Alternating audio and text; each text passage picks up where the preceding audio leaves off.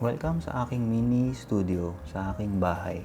So ngayon, i-share ko lang sa inyo yung mga natutunan ko sa YouTube, yung mga napanood ko, mga suggestions nila for a small space, and then kung paano magkaroon ng maayos na lighting. So disclaimer lang, hindi ako lighting engineer. Lahat to ginaya ko lang din.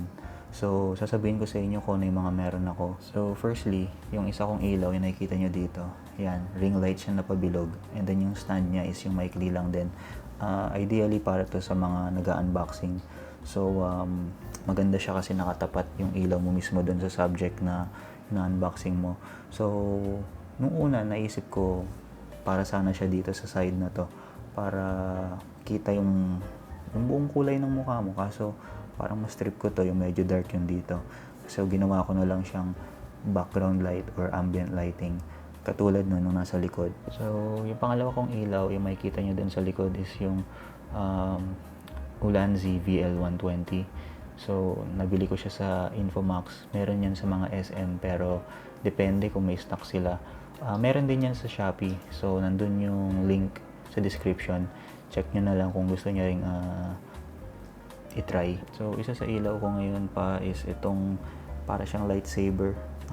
Nakaganan kasi sa taas ng ulo ko. And then, RGB siya. Pero, sinet ko lang din yung ilaw niya sa white. Para lang mailawan tong part na to siguro. Di naman sobrang bright. Pero, ang purpose lang yan is para mahiwalay ako kahit papano dun sa likod ko or background ko. Yun lang yun. Yun kasi yung feeling ko eh. Parang ang flat pag wala siya.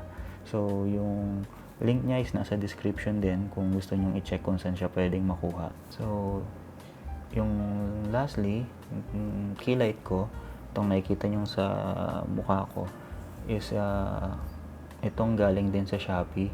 So, tricolor din siya. May warm, merong bright white, tapos medyo white. Di ko lang mga tawag eh. Pero so far, ito yung pinaka-white yung gamit ko ngayon. And then, nasa 30% lang yung level ng brightness niya. So, ang ginawa ko lang is pinatay ko lahat ng ilaw. Nakapatay lahat. As in, ang ilaw lang na gumagana is yung light sources ko na binanggit. And then, nagdagdag lang ako nung konting design lang siguro. Nilagyan ko nung Tito Dane na yon. Tito Dane galing sa ibang vlogs ko. Kasi may intro yon. So, pinost ko lang kung saan nakalagay Tito Dane. So guys, yun lang. Mabilisan lang tong video na to. Sa mga susunod kong post siguro, iisa-isahin ko yung mga binanggit ko na ilaw na meron ako and i-review natin siya. Para naman may ma-post din ako. Kasi sa ngayon wala pa akong maisip na content para sa ganitong klaseng video. Yung tinatawag nilang talking head. So, ayun. Maraming salamat. Di ko lang paano tatapusin eh. So, yung parang vlogger na lang. All eyes on me, little life of a thug nigga, till the day I die, little life of a boss player.